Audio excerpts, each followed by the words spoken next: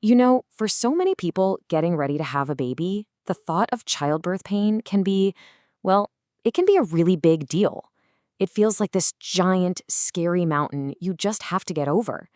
But what if that's not the whole story? What if you could actually have a say in how you experience it? That's the powerful idea we're going to unpack today. We're going to explore the science that says you're an active participant, not just a passive passenger, when it comes to pain. So let's just dive right in. We're going to look at a scientific concept that can totally reframe the experience of labor, a theory that really puts the power back into your hands. It's called the gate control theory of pain. Now, this idea has been around since the 60s, proposed by two scientists named Melzack and Wall. And the core idea? It's pretty simple, but honestly, it's revolutionary. It suggests there's a kind of neurological gatekeeper in your spinal cord, deciding which messages get to your brain and which ones don't. Think about what that really means. Pain isn't just a signal that zips straight from a contraction directly to your brain in a straight line. Nope. Instead, there's a control system, a point where things can be intercepted.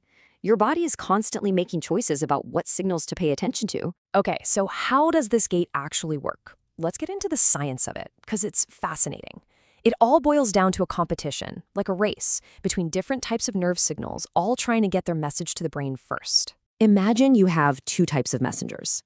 First, you've got your fast fibers. These are like the express couriers on a superhighway. They're big, they're insulated, and they carry information about touch, pressure, and warmth super fast. Then you have the slow fibers.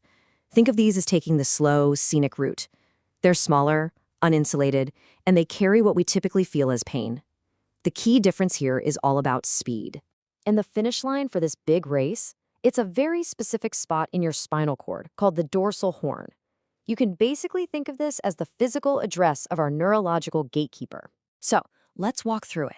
A sensation happens. It could be the intense pressure of a contraction, sure, but it could also be the firm, comforting pressure of a hand on your lower back. Both of those sensations send signals racing towards that gate. The gate then has to decide, okay, which signal gets priority? And based on that decision, a message either gets sent up to the brain or it gets blocked right there. And here's the game changer. There's only so much information that can get through that gate at any one time. So if you can send a flood of those fast signals, touch, pressure, warmth, they can literally jam up the gateway, shutting it before the slower pain signals even have a chance. A simple touch can physically block a pain signal from ever reaching your brain. How cool is that? Which, of course, brings us to the most practical part. If there's a gate, there have to be controls, right? Things that open it and things that close it. So what can we actually do to influence this gate? Well, it turns out a surprising amount. And it really works both ways. On one side, you've got things that tend to swing the gate wide open, letting more pain signals through, stuff like fear, tension, anxiety. But on the other side, you've got all the things that help close it, feeling safe and supported, massage, touch, warmth, and just feeling confident and relaxed. And notice, it's a mix of both physical and emotional factors. This is so important to get. Your state of mind isn't some fluffy, abstract idea here. When you're scared or anxious, your body physically tenses up, putting your nervous system on high alert. You're basically holding that gate open for pain signals. But when you feel safe and relaxed, you're doing the exact opposite. So what does this all look like in a real-life birthing room?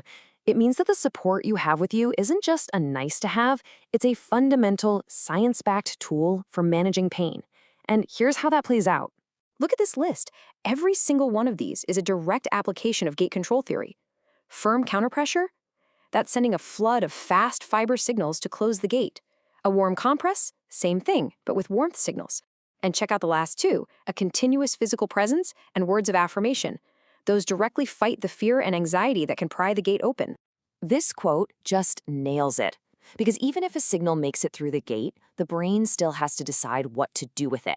And when the whole context is one of safety and love and support, the brain is far less likely to slap a big, scary danger label on that intense sensation. The environment literally changes the experience. So this completely elevates a role of a partner, a friend, a doula. They aren't just a cheerleader on the sidelines. They're actively participating in the physiology of labor.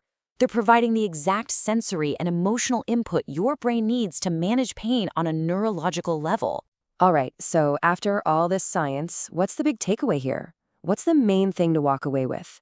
For me, it's one simple, powerful message: empowerment.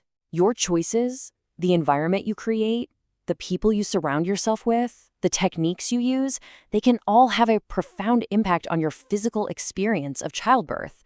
Knowing about this gait gives you a roadmap for working with your body, not just feeling like something is happening to your body. And that leaves us with this final thought.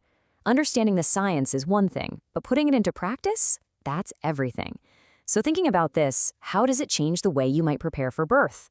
Who and what are you going to bring with you to help keep your gate comfortably closed?